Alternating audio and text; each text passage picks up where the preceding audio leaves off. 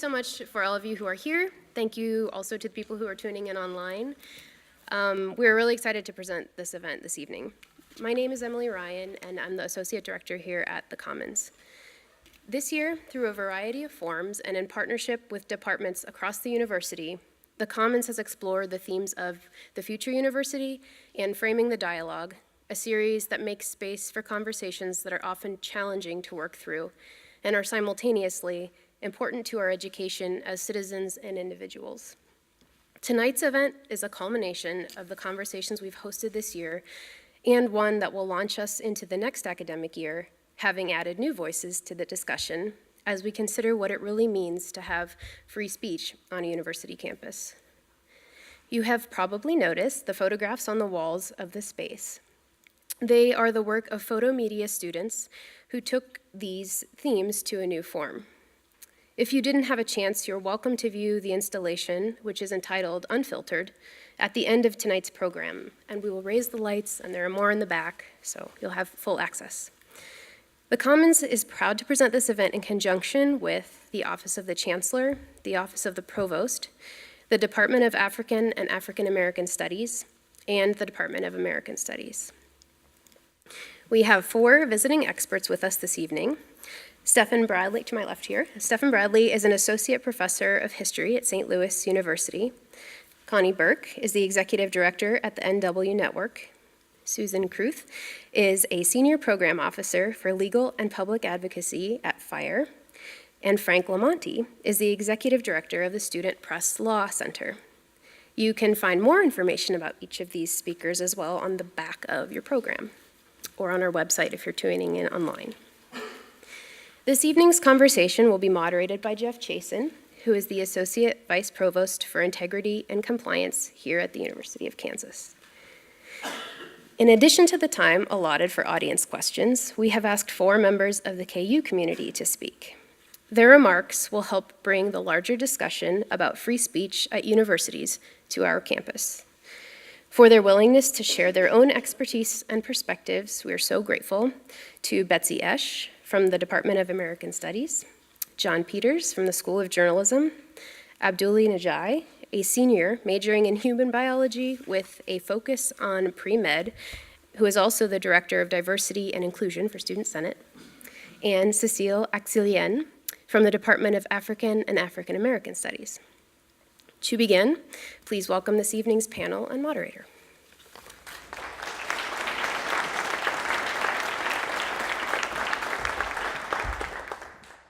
Thank you, Emily, and thank you especially all of you here. It's a wonderful turnout this evening, and those of you joining us online as well, and especially those of you who will be sharing some of your own perspectives later this evening. This was a program that was very near and dear to the Chancellor's heart.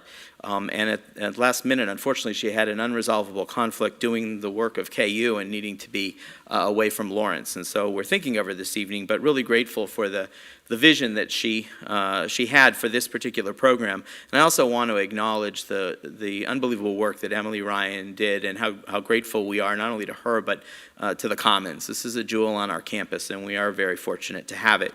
And then finally, I want to thank our panel. It's a dream team, and I'm excited to hear what you have to say, so I'm going to get out of the way and ask each of you to spend the next 4 minutes or so with some opening remarks relative to the topic tonight, and then I'll rejoin you for some questions. Good evening, everybody. I'm so happy to be here. I'm a little bit shocked. I went to Mizzou. And so for my doctoral studies, and the first thing we learned was to hate KU. And so we've graduated to another league now, and so we can be friends if you want.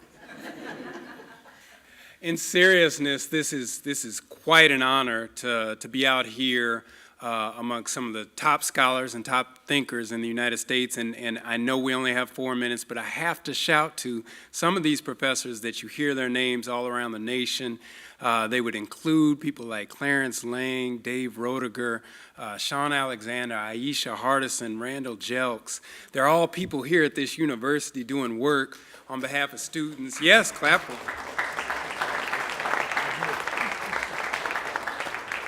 And then, of course, special thanks to Emily Ryan and Jeff Chasen for putting this together. I guess the KU people know how to party at 7 o'clock on a Tuesday. Look at y'all. Yeah. The First Amendment and the public university. I had recent experience, intimate experience with the First Amendment as I was walking on the streets of Ferguson during the uprising, actually walking on the sidewalk. I ran into somebody that I hadn't seen in 15 years, and what I found out from the police is that I couldn't stand, although not impeding anyone, for longer than 5 seconds. And so I knew quite well that that was not any part of Constitution. But it was a challenge, and it got me to thinking. I, again, have an intimate moment with the First Amendment when Ferguson protesters, community activists, and others, including students, waged an occupation on campus. And some of the occupiers had turned the American flag upside down, and some had actually dragged the flag on the ground. And this became quite an issue on campus. I work at a private institution, and so there are a different set of challenges with a public institution. The First Amendment and higher education has meant so much. I think it was very much part of the roots of what we know as tenure at the university. That is, professors could study whatever they wanted, including those things that were controversial or potentially oppositional to the university, but also professors could hold their own political views. And during the times that tenure emerged, much of the challenge was for leftist professors. And so the arrival of tenure was much rooted in this idea of the First Amendment.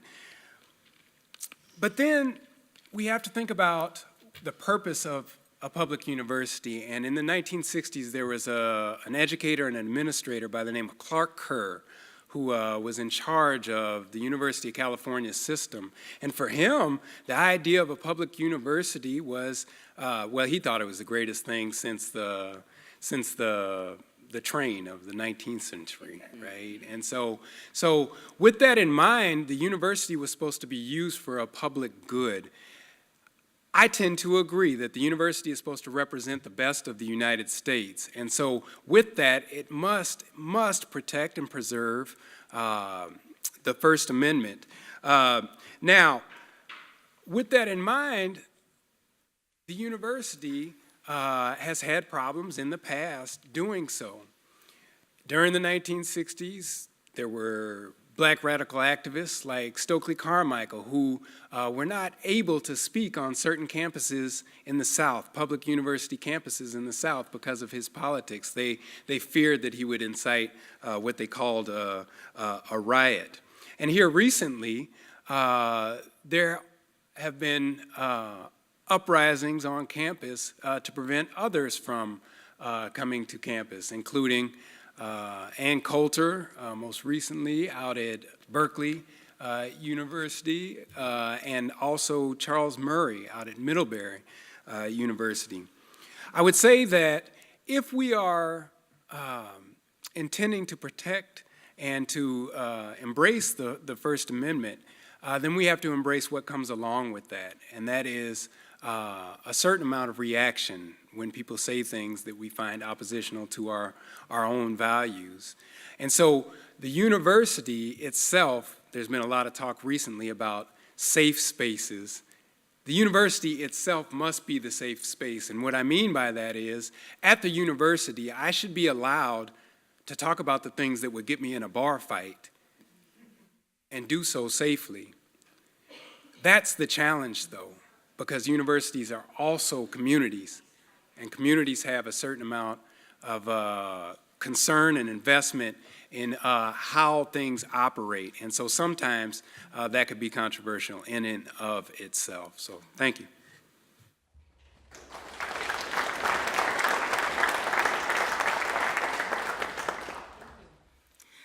Hello, everyone. I am very honored to be here, and I am out of Seattle. I'm with the Northwest Network of Bisexual, Trans, Lesbian, and Gay Survivors of Abuse.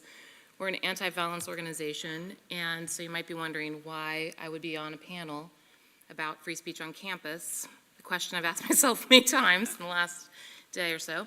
But I was a student here at KU, actually. I was a student in the late 80s and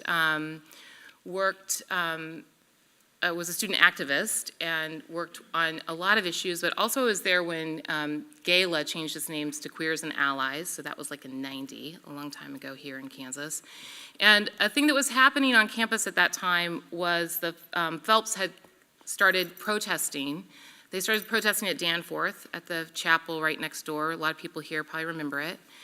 And it was really hateful and really mean, and it happened all the time, and every event we did, and every time we tried to get together, there was just like the most hateful things you can think of, and giant signs. And so we were confronted every day, every time we came together, with the question of how do we respond to somebody exercising their free speech. But the impact on that, it was not the same on everybody. At that time, there were laws that made gay love illegal in much of the country, and there were stakes for the kinds of change we were talking about and the love that we were talking about. It wasn't. We were needing free speech so that we could assert the issues that we were trying to create justice around. So we needed free speech to do our work, and it was a challenge every day. And I think, there's a lot to learn from that time. I mean, I think folks, I don't know, like we would come to, I worked at the shelter and we also worked at student groups, and every morning you'd come in and the fax were just filled with faxes from the Phelps, just saying the most hateful things you could think of. And that was how you started every morning. And people had to decide, how were you going to act in the face of that? And we tried lots of things, and for years we tried different things. We tried being sassy and silly, and that didn't play because people didn't understand our relationship to this. It made it seem like maybe this wasn't hurtful or harmful or wrong. We tried screaming, but as you may remember, their kids were holding these signs. These were little kids holding these signs. So you're screaming at children. That was not satisfying. It was not morally or ethically satisfying. That was not creating the justice we were trying to bring into the world. We tried ignoring them. It was also not satisfying. It was not satisfying to walk along silently, ignoring people yelling invective at you. So we can talk later, but we made these angels, which people still use. But we made a strategy to try to handle that. But it took a lot of our energy, and the impact on students was different. I can tell you there are some students, some young people who were students there who are not with us. They are not in this world. And part of the reason they are not in this world was because of the battle they went in every day trying to metabolize that hate and the trauma of that speech. We can say, all right, I need free speech. I know that justice for me and the people that I stand for will never happen without it. We can't have justice without free speech, but free speech does not mean you're going to have justice. And you have to add something else to get justice out of that. So the thing that I really have been thinking about in the last couple of years about free speech on campus is not about these kinds of extreme speeches and things. It's actually about the impact of mandatory reporting laws on the capacity of people to talk about their experience of sexual violence without triggering a report to a system that they don't want to have happen. And we know, I've talked to professors, I've talked to the Emily Taylor Resource Center and different folks, that the number of women coming forward and talking about their experience of sexual abuse and sexual violence has petered off to almost nothing. To me, that's a free speech problem. That's a First Amendment problem. That if someone that we have the solution to this problem is that we've deputized everyone to be a reporter such that this speech is chilled in such a way. But nobody is thinking about that as a free speech issue. And if you look at this very, very large document I have here that talks about the First Amendment issues in relationship to that, it's only in relationship to the right of someone to say sexist, hateful things. How much can you say that before you've created a sexually harassing environment? That's the only place where free speech is considered. So I'd like to talk about that a little. All right, that's my time. I got a 0 sign, so.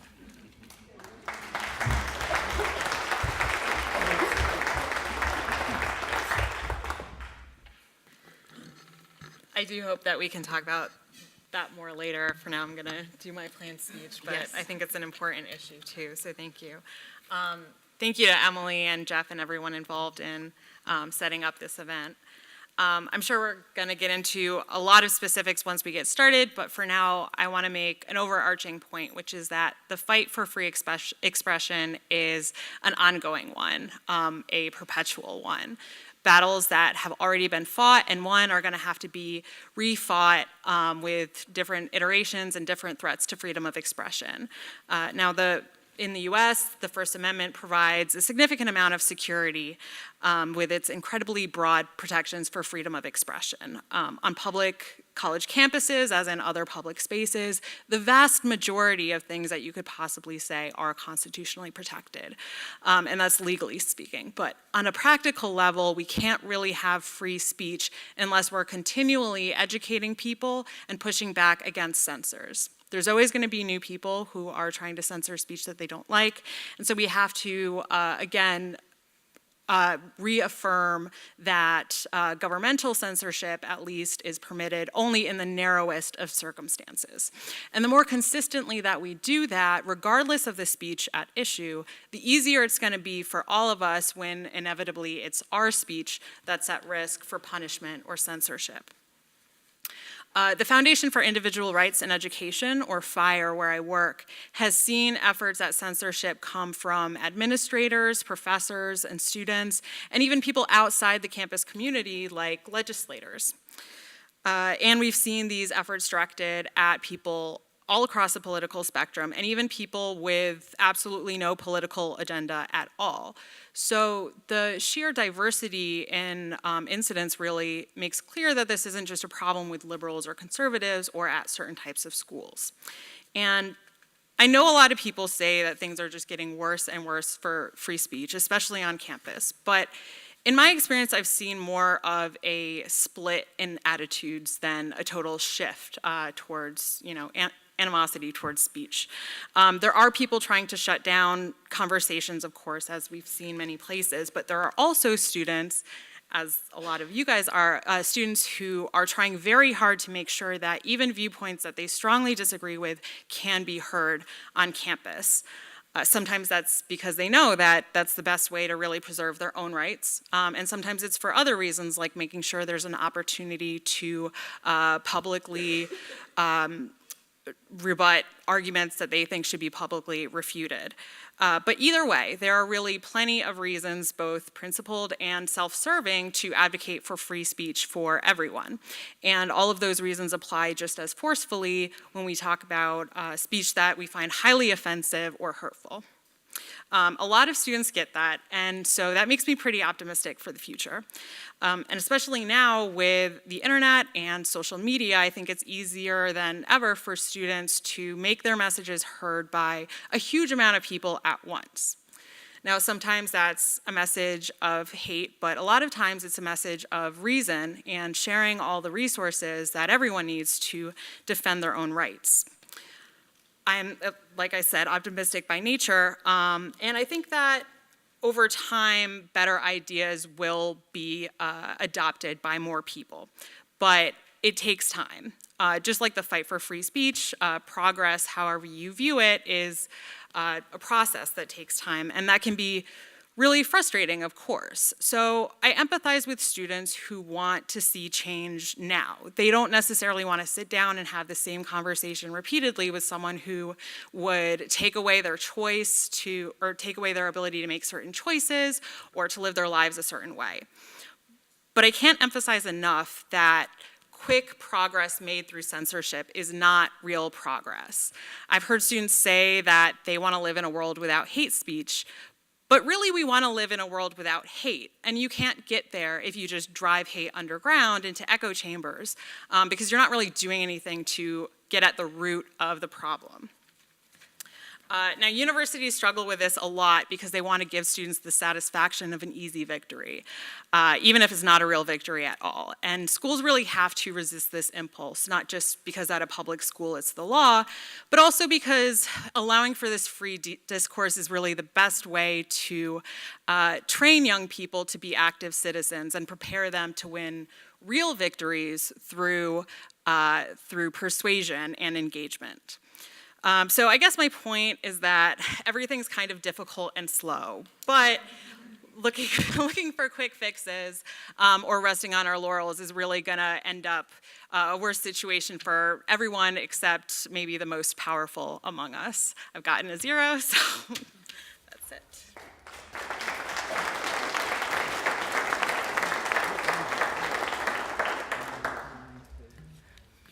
Hi, thanks so much to Emily and everyone for inviting me to be part of this event this evening. I'm very proud to be here representing the Student Press Law Center, a nonprofit advocate for the rights of student journalists around the country. We're online at splc.org, and I did bring some copies of our newsletter that are on the back table that I hope you'll take with you to learn more about the work of this organization.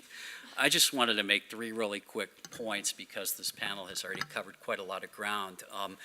The first is that as somebody that works with young people every day and is surrounded by people in their teens and in their 20s, I'm disturbed by the narrative that I see taking hold in our popular media, in fact, probably the narrative that brings us to this table this evening, which is that somehow young people are so drunk on their own social justice impulses that they've lost control and are running wild on college campuses and silencing the views of people that they dislike. And this is fed by the occasional incident like we've seen at Berkeley and some other campuses where dissent spills over into violence and disruption, which no one believes to be constitutionally protected. We should say that at the get-go.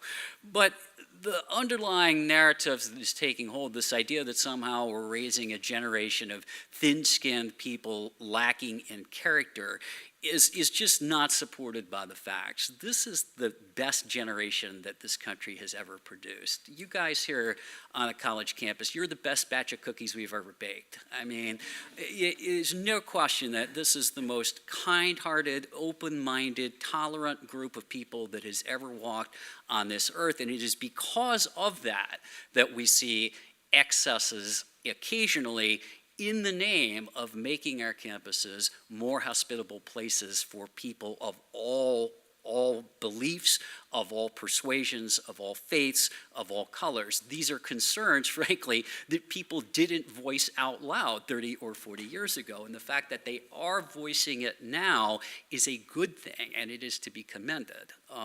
That's number one. Number two, there are people on our college campuses who are not acting out of an excess of good intentions and good faith, but who are acting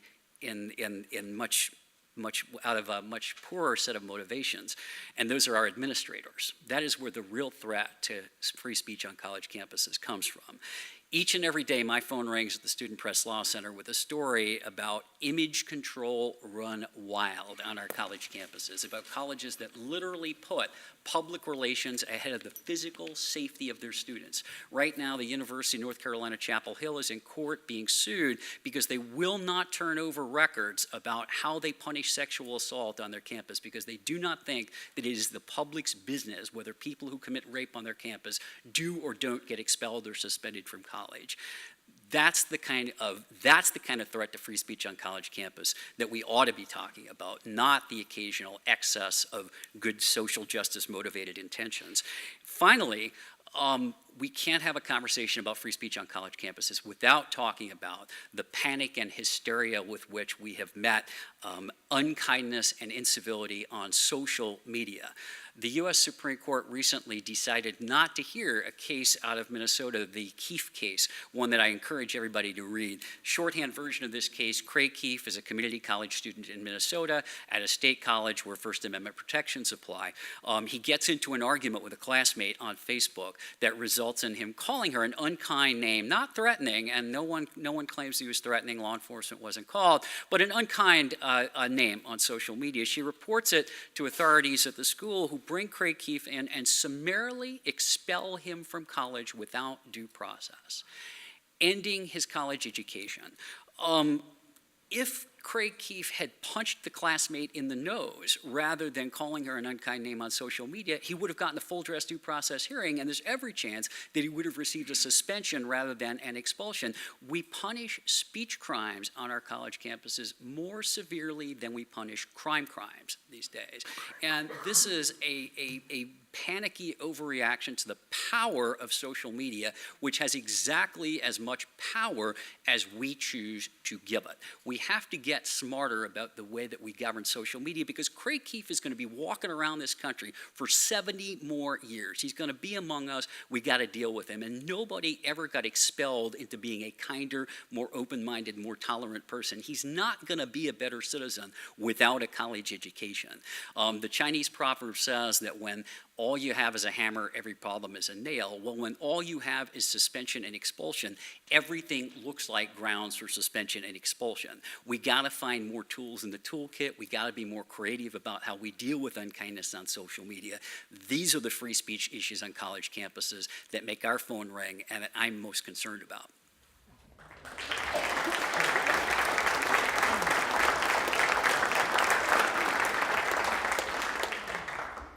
So I'd like to begin by sort of heeding your suggestion, Frank, that we move beyond narratives, and in particular, as Susan said, let's get into some specifics. And so the first question that I'd like us to discuss is specifically, what are the roles and responsibilities of a public university, especially in relation to the First Amendment and the broader concept of free speech? But Connie, I'd like to begin with you. You talked about adding something else. So let's start to talk about that. What is that something else, and what are those roles and responsibilities? Starting with me, okay. So, well, you know, as I said, that the impact of tolerating speech and of celebrating speech and people's, it doesn't flow equally against everybody. The folks have, the experience of it is different. And so one of the things we were talking about a little earlier was that university could use the institution to lean into that, to make different opportunities to support, to recognize the justice piece of that, and to work with students. I mean, I wouldn't just summarily just decide what those things would be, but to work with students to make, to support them and to recognize the different impacts of that. I mean, I think about, I mean, one of the things I want to be clear with folks is that I am not suggesting that we would ever be hearkening back to a place where just the ideas flowed freely. And I mean, to your point, that it's not just like thin-skinned kids today, you know. And there is,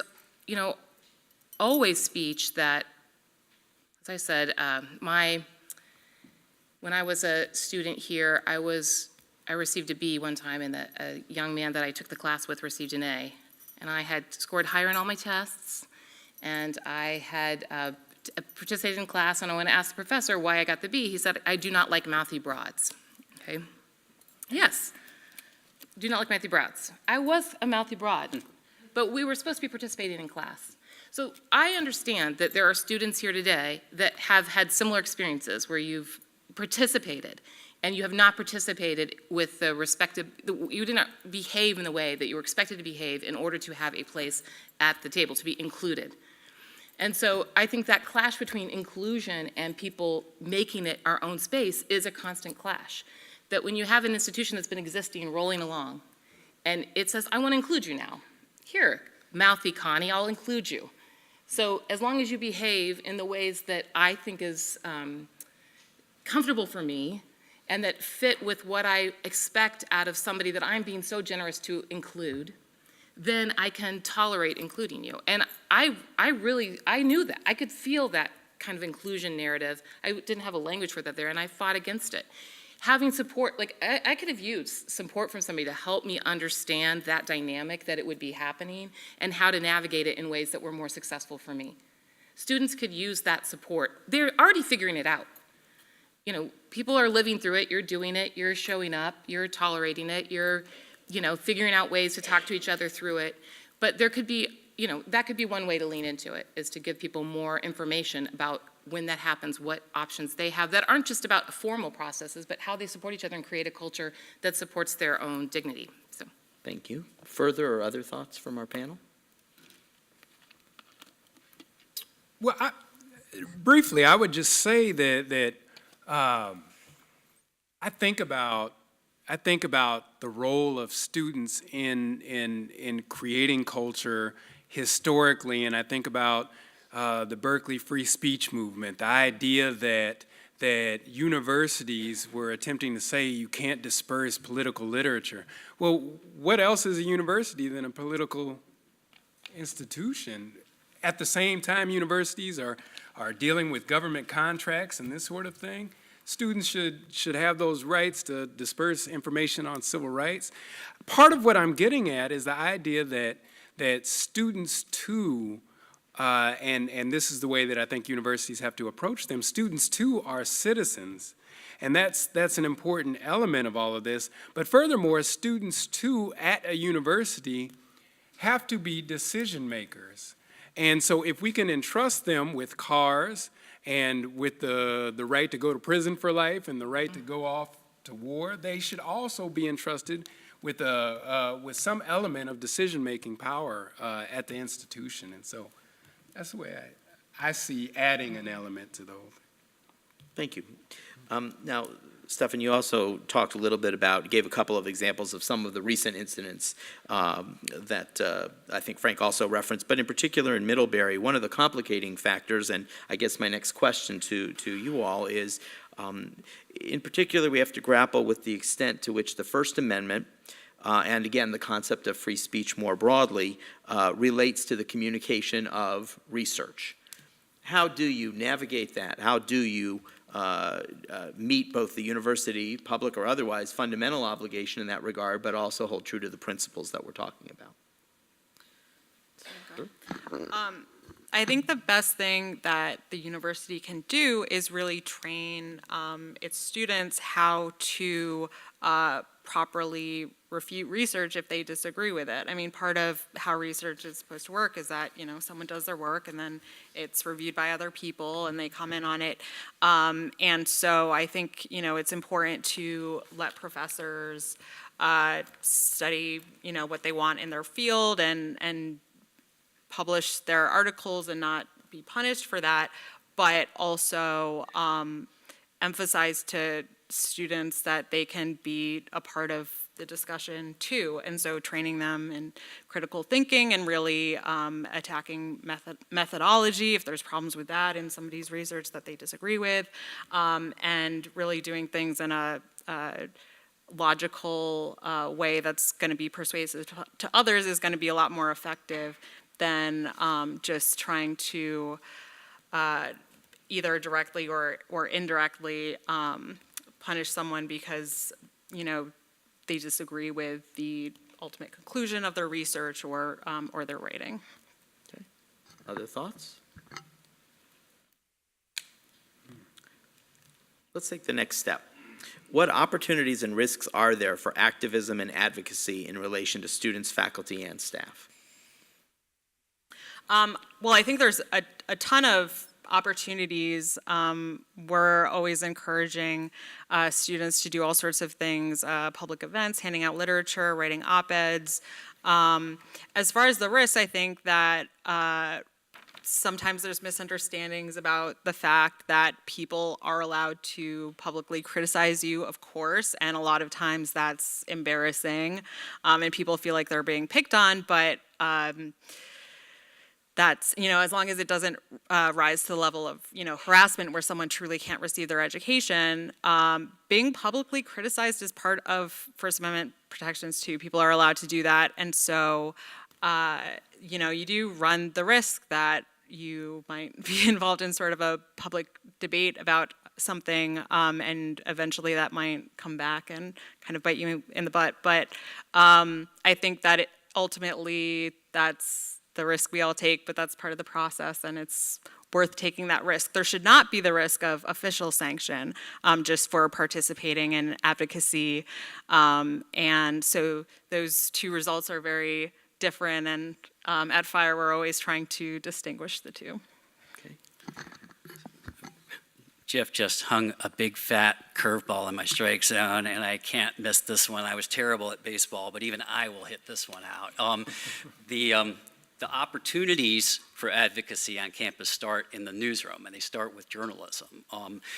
Journalism is a civic good for our college campuses, but unfortunately, too many of them treat it as an adversary to be marginalized and devalued. I was one of the co-authors of a report that the American Association of University Professors published in December called Threats to the Independence of Student Media. Threats to the Independence of Student Media.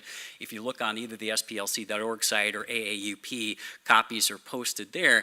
And this enumerates all the ways in which colleges and universities around the country have declared war on journalism on their campuses, whether that is by threatening the funding of journalistic publications, by firing the faculty advisors to students in retaliation for unflattering news coverage, or sometimes just by the conspiracy of silence that shuts out journalists from any meaningful access to information, including gag orders on everyone on the campus of colleges, which are now standard operating procedure at both public and private colleges, that if you're a journalist, it is impossible to have an unguarded interaction with anyone on the campus without a public relations functionary sitting at your elbow, muzzling the person from giving you any unguarded thoughts.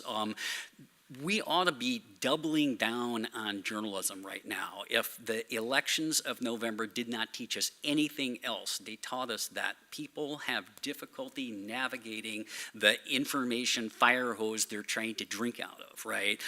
What is the answer? The answer is that people ought, from a very early age, be given a diet of news consumption and creation to include across the curriculum, not just journalism, but no one ought to graduate from a 4-year college in this country not being able to tell the difference between an editorial and a news story, right? And not having good news consumption habits. I think that's just so fundamental to being able to have educated discussions on our campus. If you can't do that, then we're not operating from a set of shared facts. And if you're not operating from a set of shared facts, then you can't have rational arguments. Yeah. I would also say that the opportunity is to make a better America. When you think that flagship universities like KU and other institutions are ostensibly here to train the future leaders of the nation, then the idea is you're making a better nation in the early part of this on the front end. And so when I was thinking about opportunity, let's be clear about this. Institutions don't progress or change without being nudged or pushed. Institutions are designed to remain static. And so without protest or demonstration, you wouldn't have some of the things that we take for granted on universities. That is student representation and things like this. The idea that students, that diverse student populations, black students be admitted to the university and black faculty members be hired at universities. Much of these kinds of things came about by way of activism. Now there's a downside to this, and today part of the downside is being called a snowflake. And I don't know if you've heard this term, but the young people are supposed to be so sensitive that when somebody disagrees with them, they melt. You know what I thought about is the young people and the older people who kept people out of the University of Missouri, and the young people and the older people who kept people out of the University of Alabama and such. Mm-hmm. Those were people who had meltdowns with the idea of progress. So progress oftentimes comes with a pushback, certainly it does, but let's be clear about this. This kind of demonstration and activism is necessary, I think, in order to help institutions to progress. It's as annoying as can be, but it's necessary, I think. Necessary, and I think it's even fair to say it's the essence of education or part of the educational experience, and that's why we're here, and of course we are here ultimately for our students. And so I appreciate those comments. One last question. I want to give you a chance to react to some of the philosophies and principles that have been coming out of some of the more recent developments in this area, and particularly harken back to the Middlebury College situation again. Over 100 of their faculty, and they're a small private institution, so they don't have some of the same limitations that we have as a public institution, but some 100 plus of their faculty generated a statement of principles, and in it a variety of fairly strong views, and I wanted to give you all a chance to reflect on just a few of them. That only through the contest of clashing viewpoints do we have any hope of replacing opinion with knowledge, that exposure to controversial points of view does not constitute violence, that students have the right to challenge and to protest non-disruptively, but that a protest that prevents a speaker from communicating is a coercive act, and that no group of professors, students, or administrators has the right to act as a final arbiter or to determine for an entire community that a question is open or closed for discussion. Those are pretty strong statements. Would you please react? All right, well, yeah, I mean, I would agree with those statements, and my colleagues and I support, we're encouraged when we see professors make those sorts of statements, because especially at the university, people should be learning how to debate, and the universities are also where a lot of new ideas come from, and so that learning how to deal with that process kind of helps universities stay these places where new ideas can develop freely. And yeah, I mean, I guess I probably have the boring answer here because I just agree with it, but.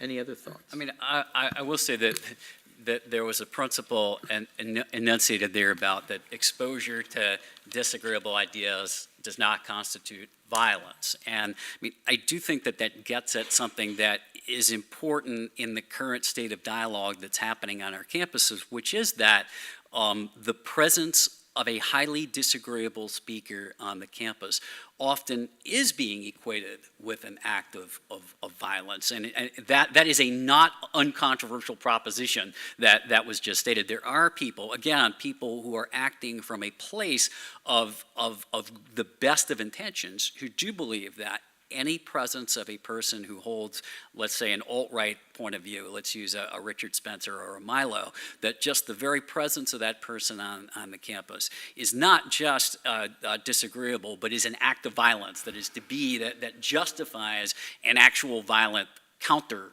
resistance. And, you know, that's both counterproductive to that cause, right? I mean, it undermines the credibility of the people who use that tactic. It is actually counterproductive because, after all, that's the oxygen to the fire, right? I mean, those people only exist to be provocateurs. And when you try to shut down a speech, you're just pouring kerosene on that fire because that guy's speaking fee just doubled when you did that.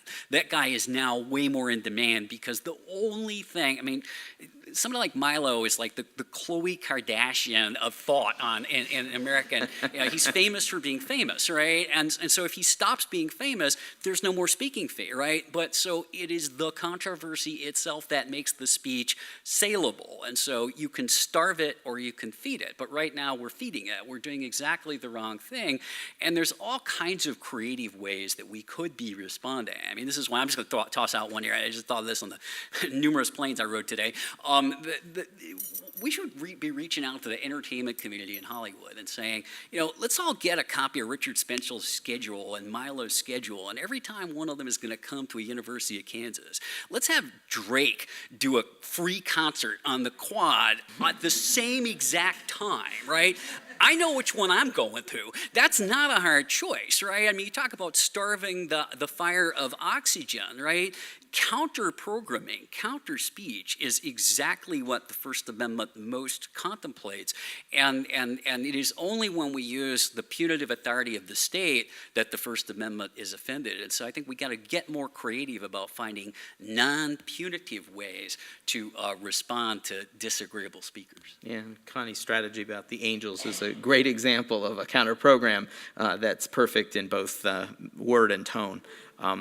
I want us to evolve now to bring the rest of you into our discussion. The Middlebury statement, in fact, closes with a statement I hope that isn't controversial to anyone, that our students do possess the strength in head and heart to consider and evaluate truly challenging opinions from every quarter. And so I want to invite all of you who are part of the KU community to line up at the microphones, and I know we are inviting folks to tweet in some questions too, but come on up and ask a question for the panel. Before we get any questions, can Sure. I'm part of what Frank said struck me. Maybe I don't have constitutional right, but have human right not to feel like I don't want to be called out of my name on campus, or I don't want to give legitimacy to somebody who, in the case of say Charles Murray, to somebody who is obviously and intentionally intended to make one race superior to the next. How do we approach that?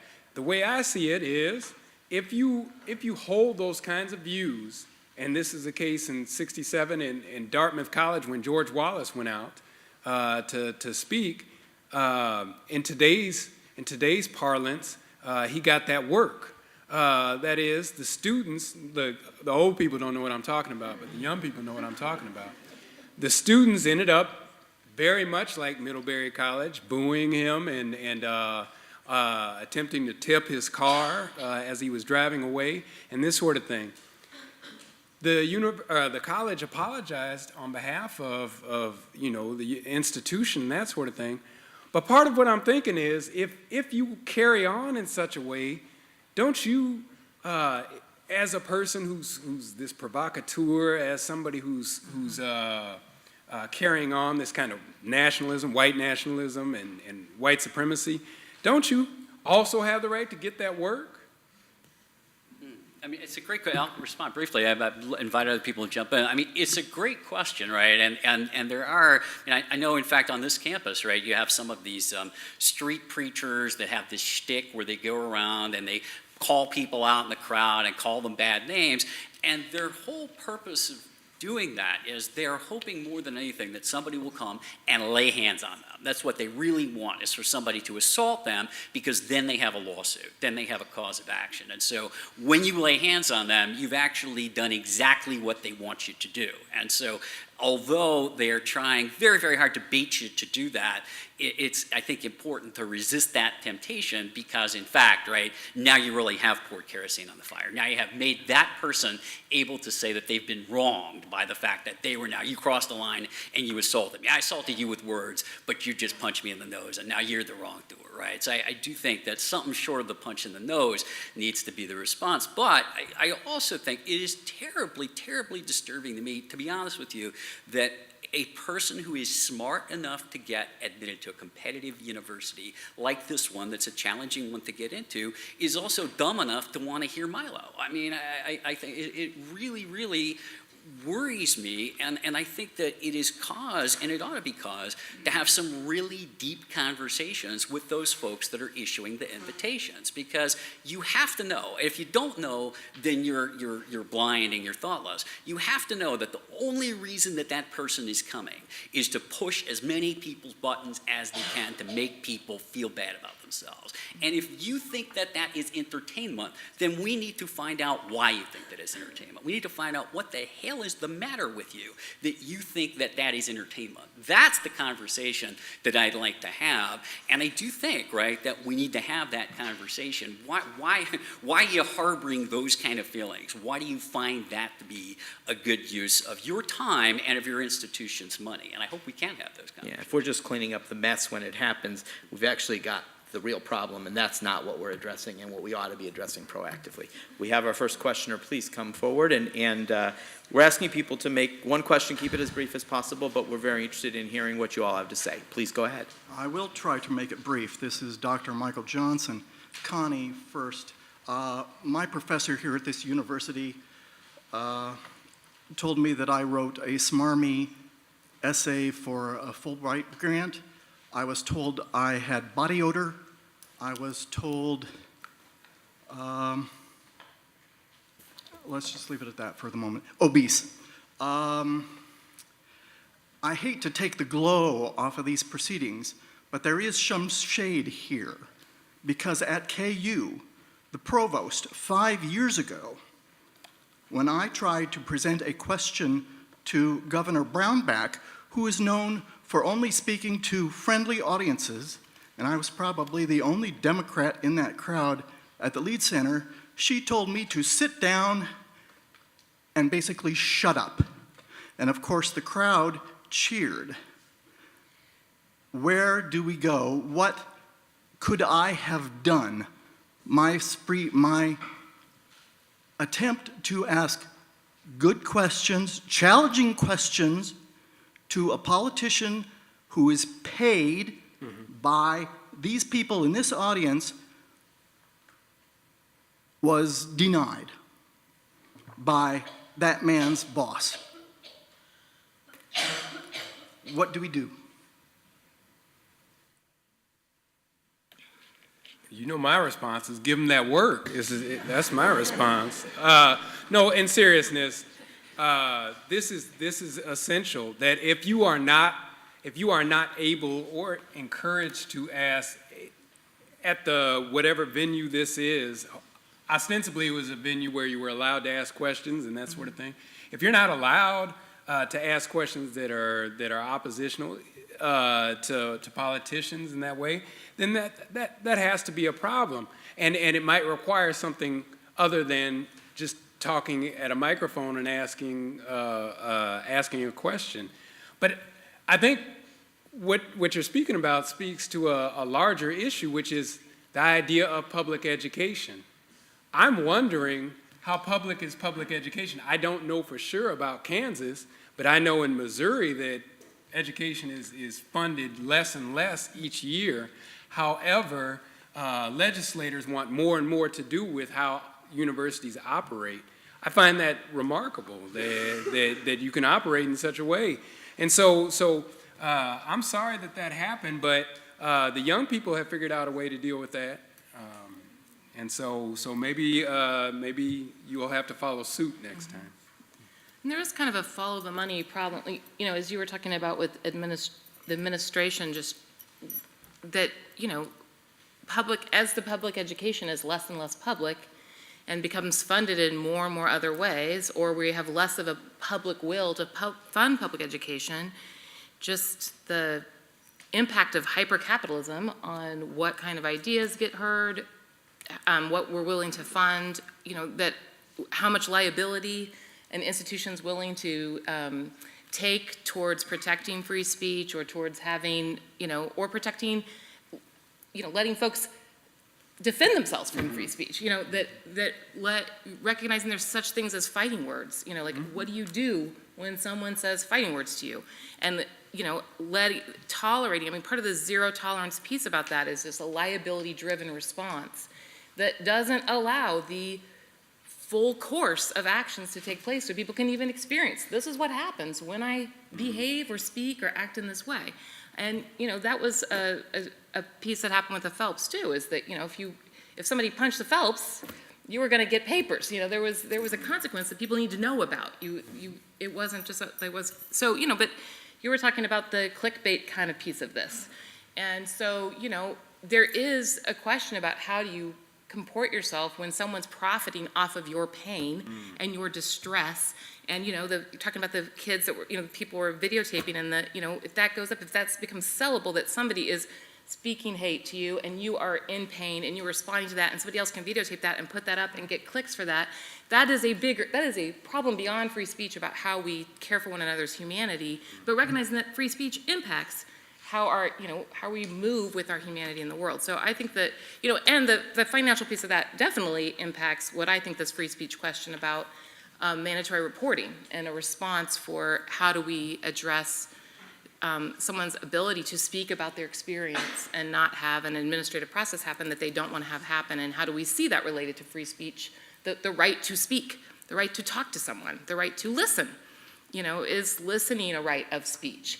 That's definitely been a thing for LGBTQ people, you know, that having access to talk to young people, for example, that that they're not allowed to listen to us. So there's this gap, and people are vulnerable because.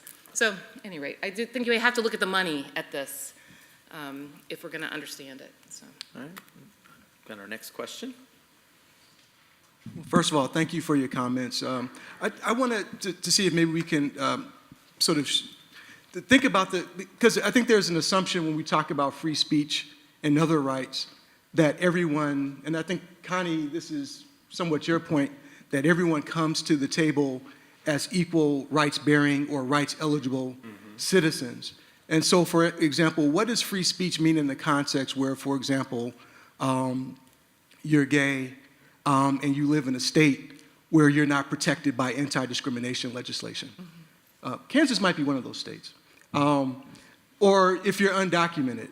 Or if we think about what happened at the University of Texas and what will happen even here at the University of Kansas come July 1st, where there is a concealed carry policy applied on campus, and the first reaction on the part of the faculty senate there was essentially admonish faculty that, to say that, there are probably certain things that, given this policy, you should probably no longer talk about. So what does free speech mean in those more mundane, daily kinds of ways that are beyond maybe an incendiary speaker, but sort of thinking about the fact that that if we understand that there's social inequality, so rights and the protections thereof don't mean the same for all of us. Thank you.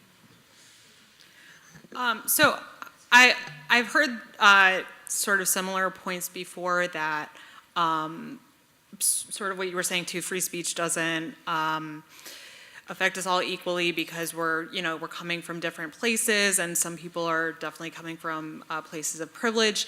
What I try to emphasize is that if you feel like you don't have the same power, the same ability to amplify your voice as other people, things will get worse if there is one single authority and power over what people can say and what people can't say. And particularly if you're in this sort of environment where, for example, if you're in a state that was, slow on catching up with gay rights or still catching up on gay rights, if you give any governmental entity enough authority that they could potentially help balance things out, that's not how they're going to use their power. They're going to probably use their power to make things even more unbalanced. And so ultimately, even if things are, effectively uneven by equal application of the First Amendment, I think it's still better than trusting this authority that so far has not given any indication that they would necessarily use their power to help the powerless. I mean, I think one of the we didn't really answer that initial question about the opportunity costs or risks for activists. We talked about advocacy a little bit more, but one of the risks of responding is that we are being reactive and not proactive. We're not identifying where are the areas that we want to make change and have a program and a plan and be taking action on those things, because every time some jackass comes and says whatever, then we're mobilizing a response of that.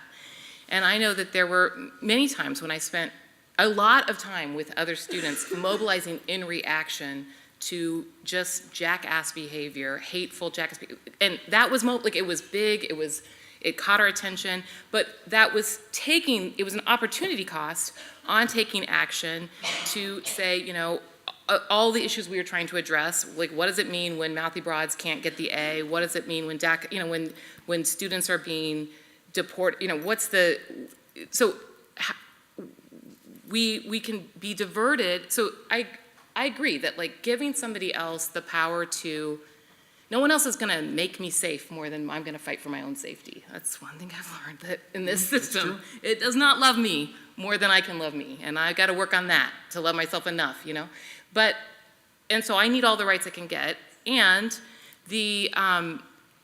but that those rights don't just create justice. They, not by themselves, they have to be pushed into, I agree that the status quo doesn't just change for the better because there's better to change to.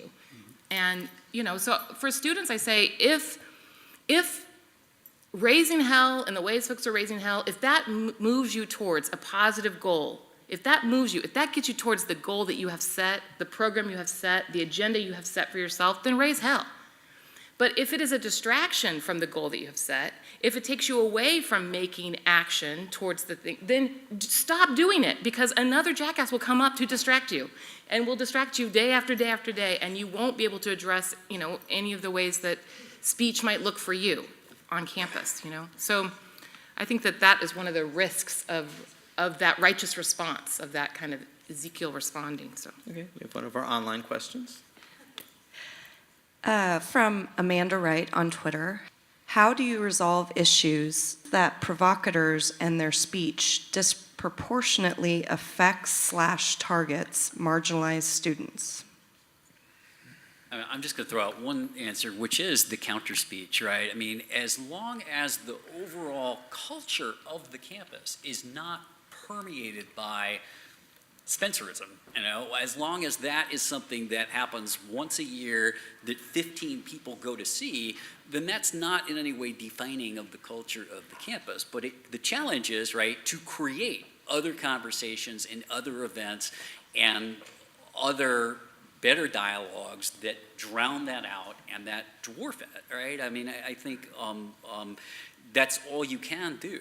And again, to stimulate conversation, not with the Milos and the Spencers, but with the people who feel the need to invite the Milos and the Spencers. What's your damage? Why do you feel like that's an appropriate use of your time and our money? And where are you coming from? And how did you get there? But ultimately, I think it comes down to creating a culture that drowns out and dwarfs that blip. And let's keep in mind, too, we're talking about constitutional rights, which aren't completely unfettered, but beyond that, there's, at least in an ethical sense, if not a legal sense, a sense of responsibilities that go along with that. And so for those of us who may not be the target of objectionable speech in a given situation, it's really incumbent upon us, and a huge and wonderful opportunity to stand with those who are the target and to speak for what is really truly in the best interest of all of us. We'll take one more question, and thanks for waiting patiently, and then we'll move to our KU responses. Yeah, I think this whole free speech thing's been pretty relevant on campus the past couple of days, because on West Coast Beach, which is the center of our campus, the past few days, there have been hundreds of people gathered around this group of older men, Christian preachers that have came here. And, they've been getting up and saying things like, if you're gay, you're going to hell, or if you're Muslim, you're going to hell. And they've been pointing out individuals in the crowd. And it's really had a lot of backlash between, the gay community on campus and the Muslim community. And there were these like four groups of people that were, surrounding them. There were the preachers who were saying these things, and then there were the people who were backlashing against them, and then there were the bystanders who were just watching for entertainment. And then there was groups like me, Christians, who were saying, "Look, I'm a Christian, and this is not who I am, and we don't stand with this." Because I would love for everyone to know Jesus' message of love, sacrifice, forgiveness, all the great things. But this is not how I believe it's said. Like how and it really had no free speech because everyone was yelling at everyone. So how can we have areas to where we can talk about things like that, religious beliefs, without even police officers were standing by in case something bad happened. Yeah, I will say, because I did stop by several times to try to monitor the situation, and I want to commend our students. There were times when it was just blotting out noise, but there were also moments of real effective response where there was a broad unison of voices, and there was even back and forth, because I do fundamentally believe in free speech, even free speech that I find really so repugnant. But the reality is that there was great power in some of those moments. And it also was a way of signaling to those who were horribly and unfairly the targets of some of those comments that they aren't standing alone and they aren't standing up for themselves. We are all standing up for them, and we are all standing up for one another when we do that. So I do want to commend the students. I agree with you. There were moments where it sort of devolved unproductively, but there were also some real positive moments, at least today. Would there be ways we could have like religious seminars to discuss openly beliefs of religion on campus. Yeah, I think that's a great idea. Yeah, I mean, you could think of some ways to kind of hack some of that, right? Where you have crowdsourcing apps. So you could create your own little lift, right? Where when that speech happens, you can tweet out everybody or whatever you would lift out. I don't know. You can tell my understanding of these apps are quite limited, but conceptually, I can imagine. You could send out a thing of like, okay, we need Christians that want to come talk about whatever. You could come up, you could have little signs. It's like, if you want to talk about this, I'm here. You could have a bunch of students fan out with a sign of like, talk to me about blah, blah, blah, and encourage conversation right there. And to create this opportunity you're talking about immediately, in real time. We have the technology now to have first responders of pluralizing speech that we could mobilize in real time to respond to things like that in a positive way, to reach positive goals of lifting up ideas and hearing about people's experiences that could, and that could also show support for the people that are being targeted, that could be, Yeah, no, I think that's the right approach in many ways. And so, like, when you think about activism and the use of rights and that sort of thing, historically there's been moral suasion where you can try to convince the people that what they're saying is wrong and hurtful to people. But another tactic has proven effective as well, and that was disruption. Martin King did his best to talk about brotherhood and Christianity and that sort of thing, but when they started taking money from people by boycotting or by picketing people's businesses and things like this, stuff started moving in a different kind of way. So I don't know precisely what disruption looks like. I don't know precisely what moral suasion looks like in your case, but I would think that one of the things that happens, particularly to groups that are marginalized, for that earlier question, is the onus is always on these marginalized groups to make people understand just how badly they feel and that kind of thing. Man, that is so tiring. I cannot begin to tell you how tiresome that is. And so at one point or another, what happens with marginalized groups when pressed into a corner is they make other people feel like they've felt marginalized in the ways that they felt. Nobody likes that, but people start to understand it in faster and quicker ways. All right, thank you. Well, I'd like to squeeze in one more question if we could. Yeah. Thank you guys for taking my question. I had one real quick comment, and then I'll dive right into a short question. Just a little nuanced view on like the Jeff's point, sort of on the Milo thing. I guess if KU Young Republicans want to invite somebody like that, or Richard Spencer, as somebody who's generally more on the left and votes Democrat, I want to be able to go to that speech. And I feel like it's not particularly showing support, but it is a speeching engagement that I want to listen to. The thing about those events is there's always a Q&A session at the end. And that's your opportunity to use your speech to hold them accountable. So I can ask Yiannopoulos why he believes certain things. So I think that's really the platform that hopefully universities are providing, is a space for conversation and challenging ideas. So that's all I had there. We talked a lot about sort of the public space and events and students protesting and that's all good stuff. My question was more about the classroom itself. I was a TA or an instructor for a semester, and I felt a lot of the times like professors around me are starting to get scared of students and being very careful about what they say in the classroom. And as I sympathize with Connie as a mouthy broad, I would consider myself as an undergraduate. I loved Western Civ classes and the chance to talk about ideas, like really important ideas, and what a liberal education is all about. It's a little scary to me that professors are self-censoring or afraid to talk about sensitive subjects.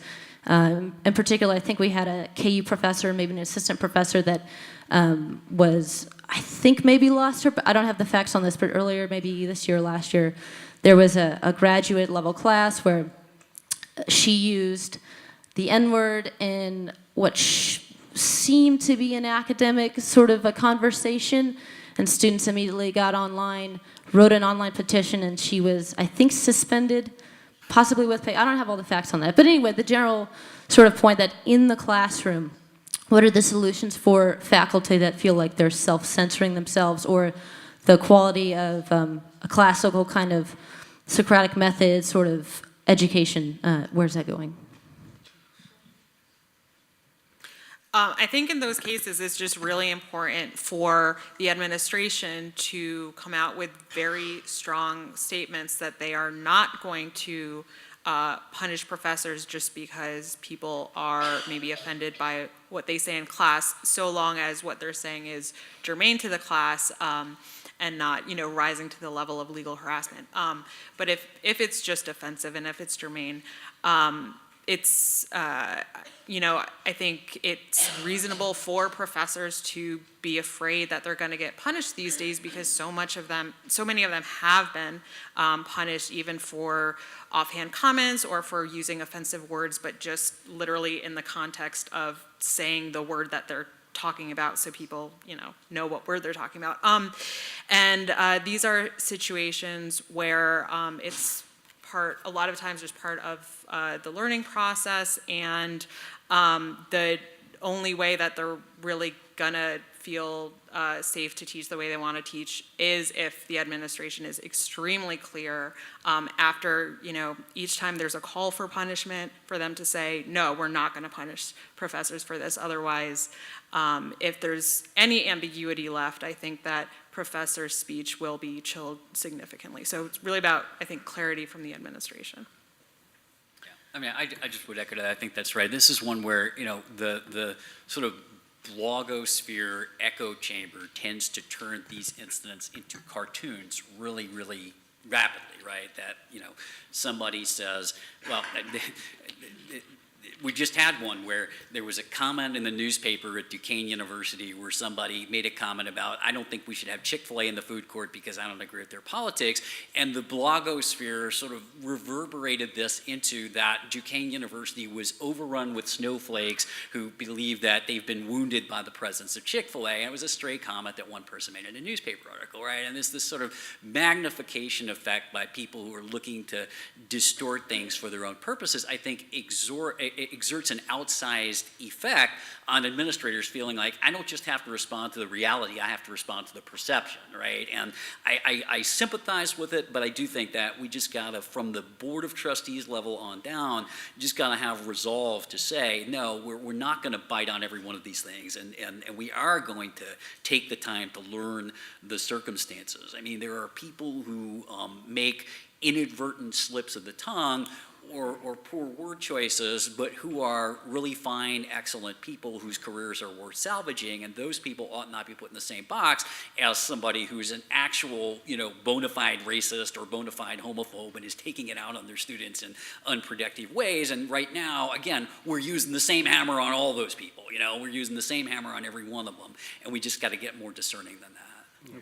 Thank you. Just go ahead. Real quickly, I think as somebody who's in the classroom, I was just there this morning.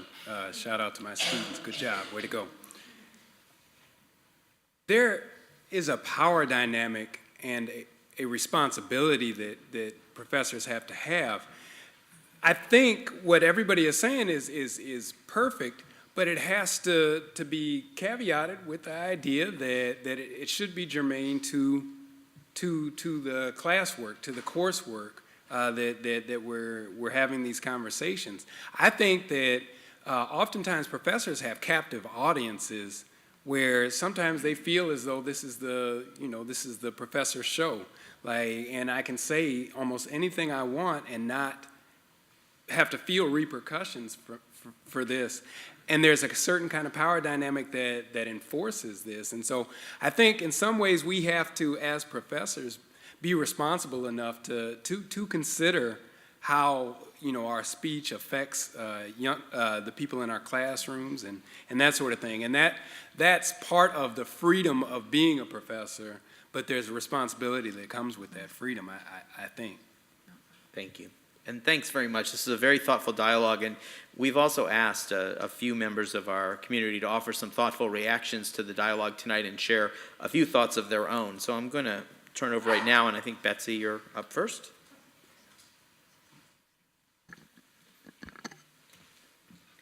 Okay, before you start the clock, I just need a little second to get organized.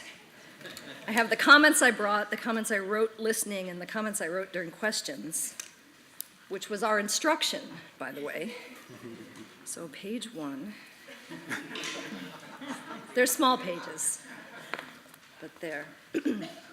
Okay, I wanted to thank, I'm Betsy Esch. I'm a professor, associate professor in the Department of American Studies, and this is my 3rd year at KU. And I wanted to start by thanking Professor Lang for bringing up the specter of campus carry. I'm not going to talk about it the whole time. Some of you know me, know that I could. 67 days from now in this classroom, you will be welcome to have a gun. You will not be required to be trained, licensed, or registered to have that gun if you're an American citizen age 21 or over. And if you're not an American citizen, regardless of your age, regardless of what work you do here on the campus, you will not be welcome to carry a firearm yourself. That's state and federal law as of July 1, 2017. We have a gag rule in the state of Kansas passed by our legislator by a vote of 31-6 in 2013, making it illegal for anyone who receives state funds to talk about guns. We are not allowed to lobby for or against the presence of firearms in university or public facilities. And that's not a law that applies to controversial topics. That's not about abortion. That's not about trans people. That's not about vegetarianism. That's about guns. And it was a law specifically passed at the moment we were preparing for concealed carry to come onto campuses. Oh my gosh, that's 1/3 of my time, and that was my preamble. Okay. I have three things about free speech that I think resonate here. One is patriotism and American nationalism. 1919, the U.S. Supreme Court, Schenck versus United States, famously made the decision shouting fire in a crowded theater is not protected speech. That had to do with socialists and anarchists and other anti-war activists passing out leaflets against the draft, against people participating in World War I. That decision was tinkered with in 1968 and expanded to say, we don't exactly call it yelling fire in a crowded theater, but we do say we do not protect speech that encourages or incites lawlessness. As an historian and a scholar, I'm on the side of lawlessness for its purpose in history. We've heard here examples about the civil rights movement, the queer and trans rights movement, the women's movement, and I would include in that those soldiers who have refused to serve in wars in the United States throughout the 20th and 21st centuries, some of whom I study. So we're on the side of lawlessness sometimes, and we need to figure that out in relationship to the reification of free speech. 2, that reification takes place in a country that has no official recognition of human rights. So free speech exists as a right that somehow presents itself against and above all other rights. In flagship universities in this country, of which KU is one in this state, 5% of students are African American. The numbers are lower for Latino, specifically Mexican, and other demographic groups that we group into Latino, and Native populations, but 5% overall in state universities are African American. We don't even get to the level of debating controversial topics about race if 5% of the population in most states out of 20 to 40% of a population in the state are represented in flagship universities. Finally, 3rd point is the critical study of race. Some of these provocateurs who come onto campus do so in the name of speaking white supremacy and racism. We do not disagree with them only out of personal or moral or ethical points of view. We disagree with them because as scholars, they have been proven wrong. As universities, we are on the side of fact and study. And some of the theories being put forward on campuses today by some of these speakers, who I agree are sensational, nonetheless should not be welcome any more than creationists should be welcome in the departments where we study science, because there is a scholarly consensus that they are wrong.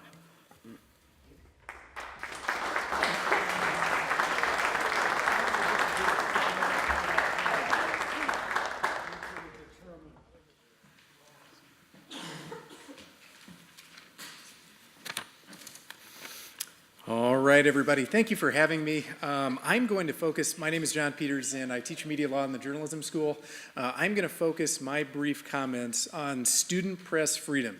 And it is good to see a number of my students, past and present, in here. Garrett, your paper's due next week. So I wrote a magazine story before the presidential election in which I answered the question, if Trump were elected, what could he do to restrict press freedom in the United States? I recounted Trump's threats to sue the press, his promise to open up the libel laws, whatever the hell that means, and I nodded to the Committee to Protect Journalists, which had declared Trump an unprecedented threat to press freedom. Journalist scholars, lawyers, others, all have taken up these issues in recent months, and after I published that, I got an interesting email from a student journalist who said, what about us? What about college student journalists? What about high school journalists? How will they likely fare under a Trump presidency? So I wrote a follow-up story trying to answer that question. My sense is that Trump's ceaseless condemnation of the press could create or feed an environment in which the press and speech restrictions are seen as acceptable, even desirable, eroding the legal and cultural safeguards that the student press needs to play its democratic role and its vital role on any campus.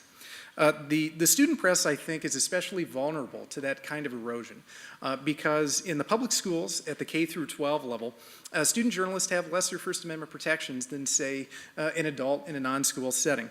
The 1988 U.S. Supreme Court case, Hazelwood v. Kallmeyer, is the main culprit here. In the Hazelwood case, the U.S. Supreme Court ruled that administrators would be able to regulate the speech of student newspapers as long as basically three conditions were present. One, the regulation would be neutral on viewpoint. Two, there would be a reasonable educational justification for the regulation. And three, that there would be no policy or practice establishing the paper as a public forum for student expression. Since Hazelwood, schools have used the opinion to legitimize all manner of press restrictions. And it's not hard to imagine an administrator finding inspiration in Trump's anti-press rhetoric, and lo, here is a case tailor-made to restrict the student press. At the college level, the headache here is that Hazelwood, even though it involved high school student speech, it has been extended in 4 federal courts of appeals covering 16 states to the college setting. That is a problem because college student journalists, they are filling in gaps created by the traditional media's decline. They're playing a vital role in informing their communities. In at least 4 states, there are more college students covering state houses than there are professional journalists covering those state houses. I think that fulfilling a community's news needs means covering a range of public issues that might upset university administrators. And Hazelwood is a complicating factor here because it includes a line, and here I'm quoting from it, that says that administrators may censor articles that, quote, associate the school with any position other than neutrality on matters of political controversy. That is irreconcilable with the doing of public affairs journalism. So in conclusion here, I would just say that all told, we have a student press that is being asked to do more with less, to produce stories, professional quality stories that inform their communities, while hamstrung by Hazelwood at a time when the President of the United States talks about journalists rather, as if they're all incarnations of Kylo Ren. And so to put this as Frank and I did in an article that he and I co-authored a while back, Ann Richards is famously credited with the line that Ginger Rogers did everything that Fred Astaire did, only backwards and in high heels. And I think that's what we're asking student journalists to do, to fulfill community needs for professional quality news without the legal protections that keep professionals safe when their work provokes a backlash. Thank you.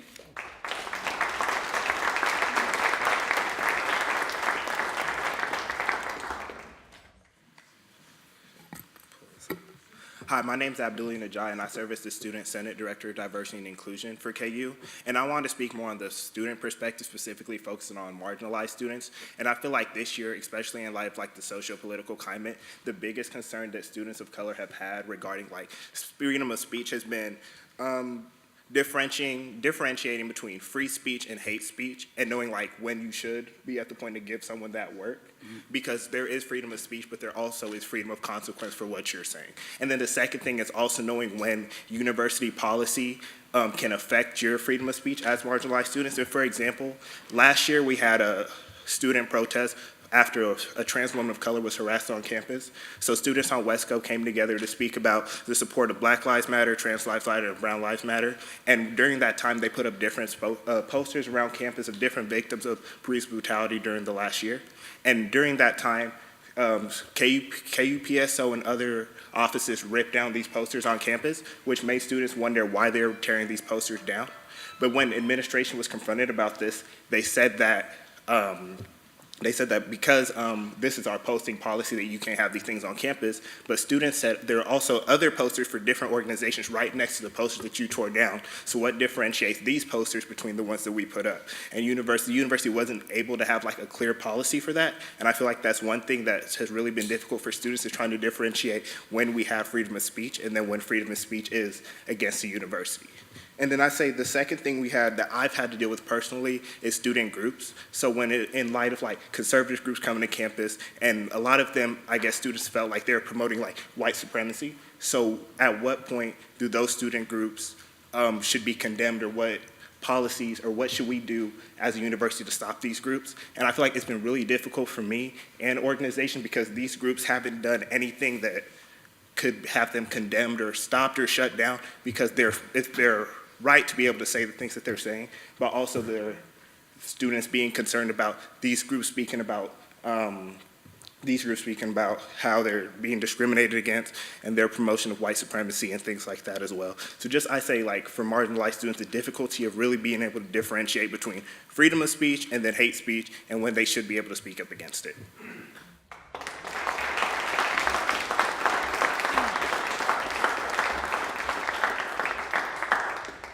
Don't worry, I only have half a page. I'm Cecile Axilliam, and I'm in the Department of African and African American Studies, and I teach language, literature, and culture of Africa and the Caribbean. Two of my favorite quotes by French philosopher Jean-Paul Sartre states, "Not choosing is a choice, and choice of consciousness are one and the same thing." When we choose to exercise our rights to free speech, we are making a choice, consciously and or unconsciously. The words that we use matter. The ways that we use the words matter. Our power and positionality matter. This is even more significant in a space of higher learning, where we are having discourses challenging notions of privilege, where we say that we are committed to creating a diverse, equitable, and inclusive campus. For instance, we have a faculty diversity fellow and a social justice fellow program on campus. Their main goals are supposedly to empower faculty and staff to create diverse and safe and equitable spaces for our students. When we speak without taking into account our power and positionality, we are making choices. Just as knowledge is not neutral, free speech is rarely, if ever, neutral. When we speak without being aware of the intersectionalities of gender, race, ability, sexual orientation, race, access, and privilege, we can do more harm than good, even if that is not our intention. Free speech, as well as what we say, how we say it, to whom we say it, and in what circumstances, says it matters a whole lot. A college campus is a site of exchange where everyone of all identities should feel that they belong and therefore should have the space to agree to disagree. A college campus should be a site where we as faculty, students, and staff strive to be part of a global and diverse community where we respect one another. Free speech without respect for others' identities and positionality, as well as our own, can be a harmful and violent space for many. It is too simplistic to just claim, I can say whatever I want to say whenever I want to say it to whomever I want to say it. Free speech comes with consequences and responsibility. Free speech means empowering and educating ourselves and others to be the change we want to see in the world. But free speech also means being aware, conscious, and responsible for what our free speech says about us as individuals and what we stand for or against. Thank you.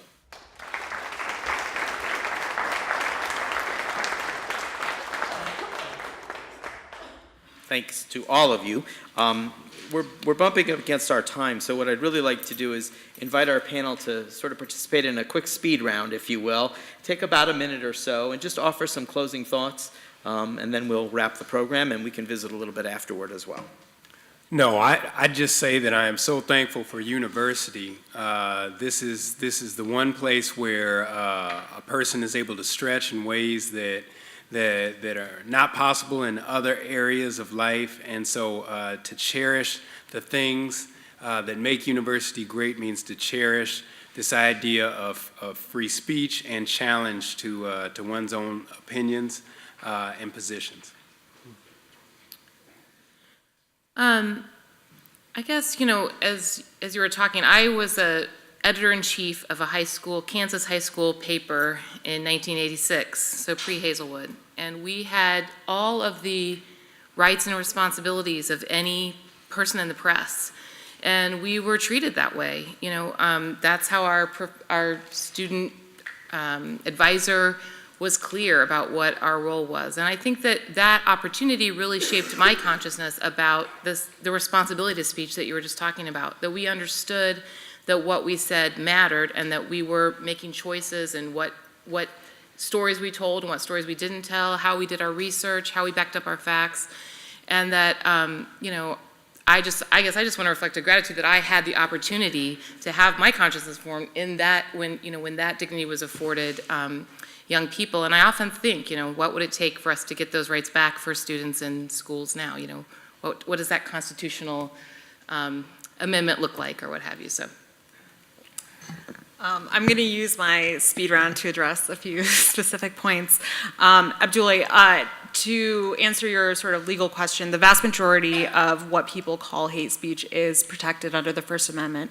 But that said, not everything is. True threats are not protected. Harassment that prevents you from receiving your education is not protected. But also, if rules are being selectively enforced because of who puts them up or the viewpoint, that is something that you can fight back against. And so I would encourage you in that situation to go on FIRE's website and submit a case to us and let us know what's going on. It's just thefire.org, and I can give you my card. So same offer applies to anyone else who encounters that situation.